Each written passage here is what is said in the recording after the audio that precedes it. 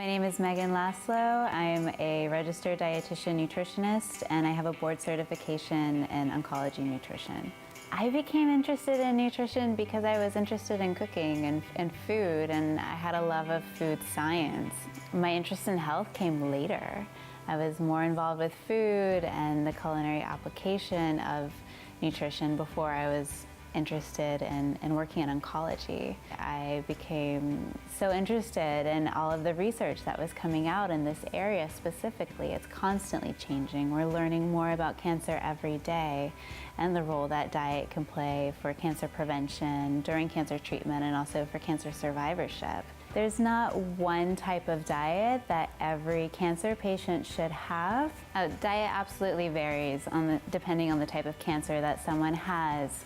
You know, if someone has a gastrointestinal cancer, such as a pancreatic cancer or a stomach cancer, then they will likely have increased protein needs because those types of cancers change the body's metabolism to break down proteins more quickly in the body. So their protein requirements are much higher, and if they don't have adequate protein, you can definitely see muscle loss and muscle wasting in that patient population.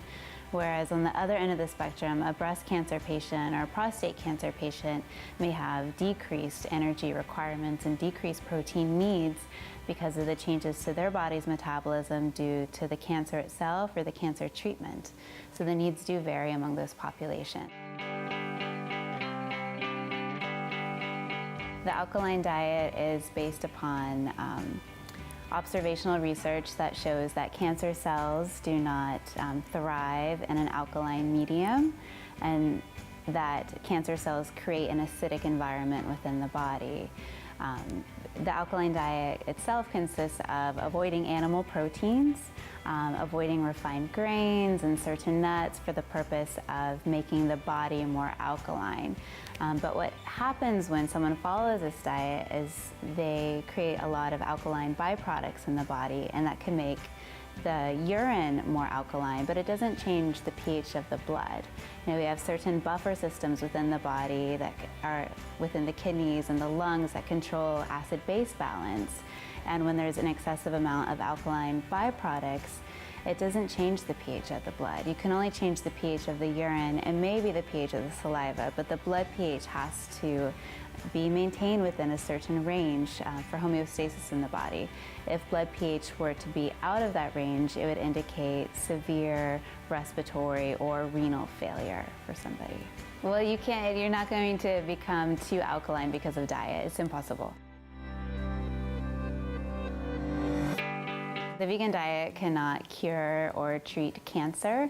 Now, it's probably true that vegans have lower rates of cancer. Diet alone is not the sole cause of cancer. So the vegan diet is a diet that excludes all animal products. And this diet tends to be very low in proteins. It also tends to be very low in iron and calcium, as well as vitamin B12. So for someone to be adequately nourished on this diet, they have to be educated on what that diet lacks and be able to make it up in certain ways and potentially take dietary supplements to make up for what their diet lacks. It does take someone to be very motivated to meet their needs on a vegan diet. And for the cancer patient, it can be very difficult for them to get adequate protein because their protein needs are increased. And so I see many cancer patients that change their diet to be vegan upon diagnosis, and they really struggle to get through treatment and to maintain their body weight and muscle mass because their diet limits these foods. No, I don't think that meat is bad for cancer patients. Meat is very high in protein, it's very high in iron and zinc, and a very small amount of meat does provide very high amounts of these nutrients. You know, there is research to indicate that people that consume excessive amounts of meat, meaning over 18 ounces of red meat per week, have higher rates of colorectal cancers.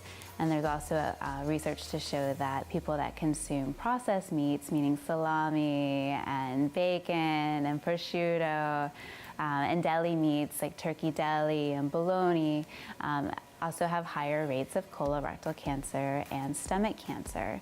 So I recommend against consuming those products and limiting red meat to less than 18 ounces per week. It is true that cancer cells do use glucose as a fuel source, but it's also true that all of our body cells use glucose as a fuel source.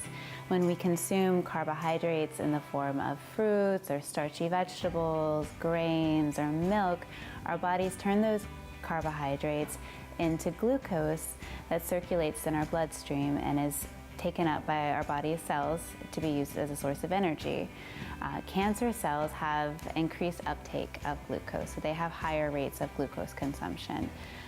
But that said, current evidence does not support eliminating carbohydrates or even being on a low carbohydrate diet for the purpose of controlling cancer cell growth. If we were to follow a low carbohydrate diet or exclude carbohydrates from our diet, our bodies will make glucose from proteins and fats in order to maintain homeostasis and provide fuel for the brain and other vital organs. I don't think that doing juice fasts or juice cleanses are helpful for a cancer patient. These diets, while they may be temporary, exclude essential proteins and fats that are very much required by the cancer patient to maintain their muscle mass and to maintain their physical strength. It should also be noted that juices, since they don't contain fats, you're not going to be able to absorb any of the fat-soluble vitamins found in those juices, such as vitamin A, vitamin E, vitamin K. So those are not nutritionally complete diets, and they should not be used by cancer patients.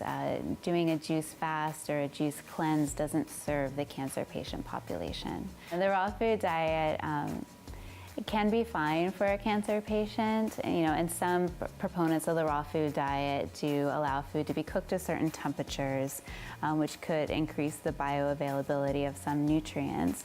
But that said, it's important to consume foods both raw and cooked, especially when you look at the category of vegetables. Certain vegetables do need to be cooked in order for the nutrients to be absorbed in the body. For example, to obtain the iron out of dark leafy greens, it's best that that dark leafy green is cooked, and it makes that iron bioavailable. To consume a dark leafy green without it being cooked, the iron is much less likely to be absorbed. It's not available to the body. So it is important to have some cooked foods and some raw foods in order to obtain a wide variety of nutrients. The benefits that a cancer patient can get from a good diet are they can see intentional weight gain or intentional weight loss. They can also make sure that they are meeting their nutrient requirements. Diet can also be used to manage symptoms of the disease itself or side effects from cancer treatment. A good diet can also make sure that someone has good energy levels, and also that they maintain their muscle mass and their physical strength. A good diet can also prevent malnutrition. Malnutrition can also contribute to delayed wound healing. Patients may not be able to heal from surgical wounds if they're malnourished.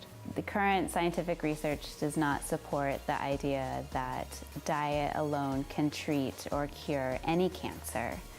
It also does not support the idea that any one food component, or dietary supplement can treat or cure cancer.